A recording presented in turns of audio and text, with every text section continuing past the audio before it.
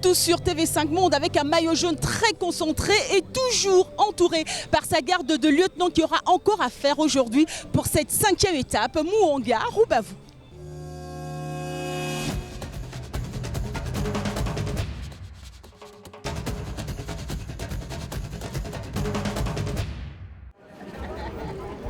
Les habitants de Mouanga ont fait le déplacement ce matin pour suivre cette 5e étape qui risque d'être du pain béni pour le meilleur grimpeur, Emmanuel Gebrsegabier.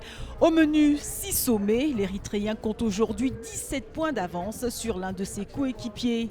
Et toujours cette image dont les Érythréens nous ont habitués depuis le début de la compétition, une prière. Les Marocains, eux, repèrent une dernière fois le parcours. Tandis que l'Afrique du Sud commence à se révéler avec la 2e place hier de Hendrik Kruger. C'est une course vraiment spéciale, très difficile, où le niveau est très bon. Je pense que tout le monde est ravi d'être là. C'est une grande course. Une course très relevée donc, avec de nombreuses difficultés. Ce matin, le plus haut sommet atteint 2446 mètres d'altitude. Aujourd'hui, je vais rester avec le peloton et je vais attendre. C'est une longue étape et tout peut se passer. Il faut être vigilant. Plusieurs coureurs sont dangereux en général.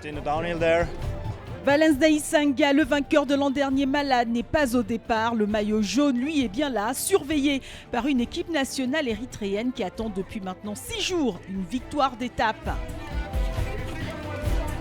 Le départ est donné, direction Roubavu et à seulement 200 mètres du départ fictif, chute de 2 coureurs, un Kényan et un Érythréen. L'Érythréen Mekseb Debesay de Bikehead vient aux nouvelles. Aaron Debretsion semble atteint au niveau de la main. Et en attendant de remettre les 2 hommes d'aplomb, la course est arrêtée durant plusieurs minutes. Chacun se demandant sans doute si les 2 coureurs pourront repartir.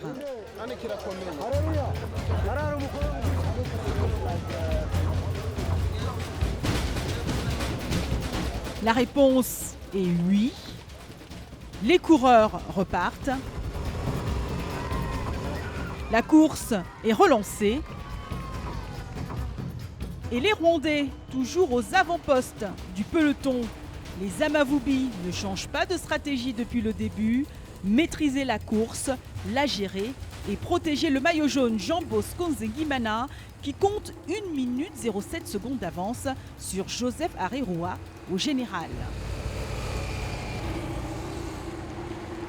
Mais derrière, c'est une toute autre histoire. Celui qui a chuté, Aaron Debretsion, est en discussion avec son directeur sportif et ne semble pas au mieux.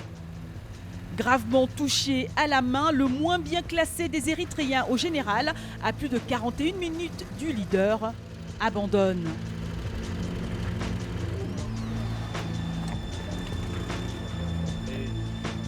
Et comme pour donner du baume au cœur à son coéquipier blessé, Emmanuel Gebrsegabier lance une attaque à l'approche du premier sommet.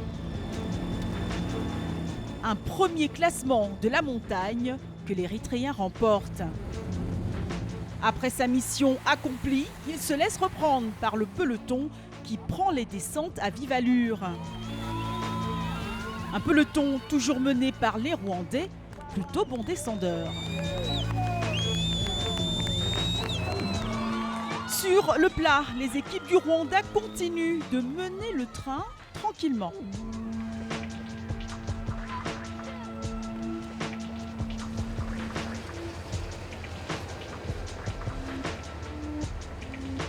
Jusqu'à la sortie de qui ?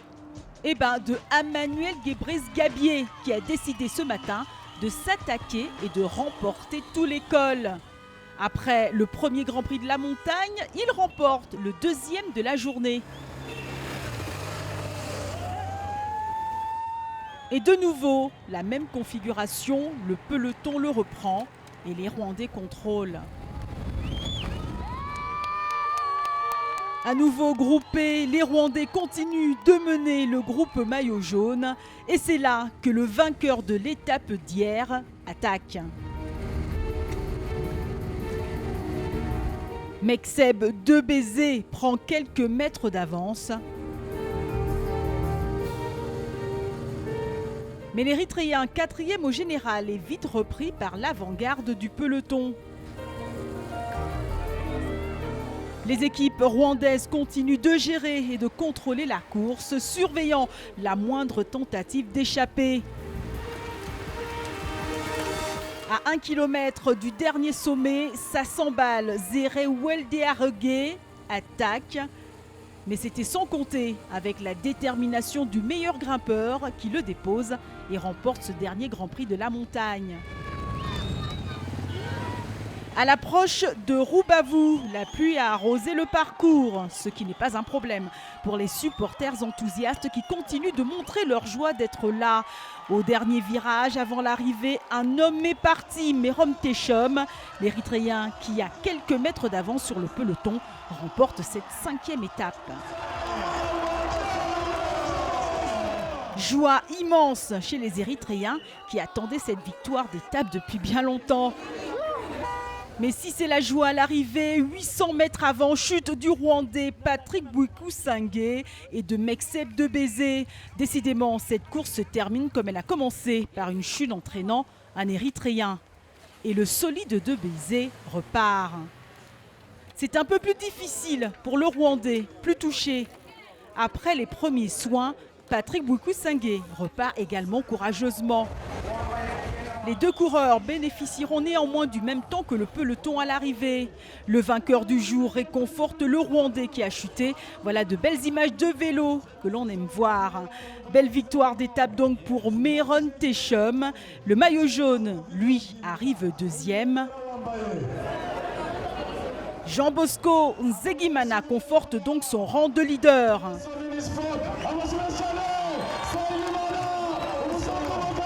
Au classement général, Joseph Areruya est 2e à 1 minute 07 du maillot jaune.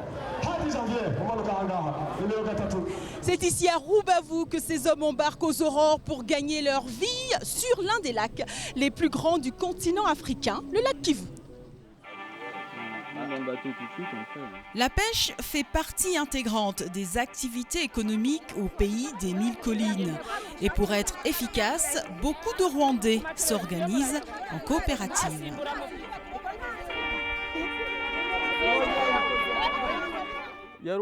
Aujourd'hui, nous avons pêché plus de 350 kilos de poissons. Grâce à notre coopérative, nous espérons vendre tout aujourd'hui. Très peu pratiquée jusque dans les années 70, la pêche a connu un essor grâce au projet de développement de la pêche au lac Kivu, ce qui permet à de nombreuses familles d'en vivre. On vend le poisson environ 2000 francs rwandais le kilo, mais c'est un métier difficile. Nos hommes partent pêcher très tôt, puis nous devons trier les poissons avant de les vendre. Organisés en coopérative, les pêcheurs se partagent donc les embarcations et le butin. Les pêcheurs rwandais ont compris l'adage « l'union fait la force ».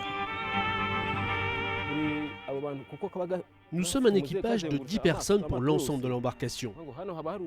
Cela nous permet d'étendre le filet le plus loin possible, le but étant de faire un maximum de kilos de poissons. Un travail matinal qui n'est pas de tout repos, mais c'est toujours avec entrain qu'il faut se lever pour aller pêcher. Nous partons tous les matins à 5 heures, avec toujours la même bonne humeur. C'est un métier que j'aime et j'espère que mes enfants seront aussi des pêcheurs. Les revenus des pêches varient suivant les lacs. On estime qu'environ 40 000 Rwandais bénéficient directement de la pêche sur le lac Kivu.